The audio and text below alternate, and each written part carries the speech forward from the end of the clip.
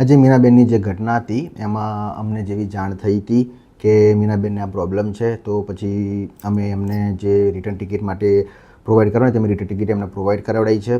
પહેલી પ્રોસેસમાં એવું હતું કે અમે કંપનીને જાણ કરી કે આ રીતનો એક ઇસ્યુ થયો છે, ત્યાં અમારું જે ઇન્ડિયાનું જે કેન્ડિડેટ છે ત્યાં આ રીતે ફસાયું છે. તો કંપનીએ તરત ત્યાંનો પોલીસનો સંપર્ક કરી એ બેનને ત્યાંથી એમના સેફ હાઉસમાં લઈ ગયા. સેફ હાઉસમાં લઈ ગઈ અને એમની જે રિટર્ન આવવાનું જે પ્રોસેસ હોય ડોક્યુમેન્ટેશનનું એ એમને પ્રોસેસ ક્લિયર કરી છે.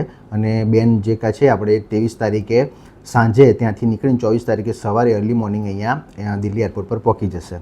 અને દિલ્હી એરપોર્ટથી એમને સુરત સુધીની જે પહોંચાડવાનું જે એરલાઇન્સ છે અમે બુક કરી અને એમને એ બી ટિકિટ એમને પ્રોવાઈડ કરાવડાવીશું.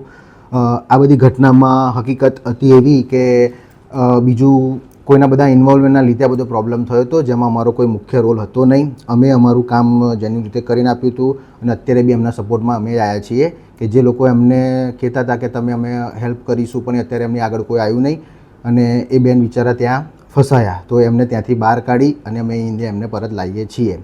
અને આગળ હા અમારે ત્યાં અમારા જે પર્સન છે, કંપનીના પર્સન છે, એમની સાથે બી વાત થઈ છે.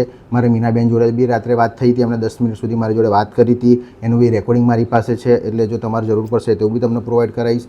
એટલે અમે જે કામ કરીએ છીએ એક જેન્યુઇન રીતે કામ કરીએ છીએ. અમારે કોઈને ખરાબ રીતે ફસાવાનો અમારો કોઈ ઈરાદો હોતો નથી, પણ બીજી કન્ટ્રીમાં જાય અને કંઈ પ્રોબ્લેમ થાય તો અમે એમને હેલ્પ કરી શકીએ દરેક વસ્તુ માટે. એટલે થોડુંક કંઈ બી થયું છે એમાં અમારો કોઈ રોલ હતો નહીં. મારું નામ પિયુષ ચૌહાણ.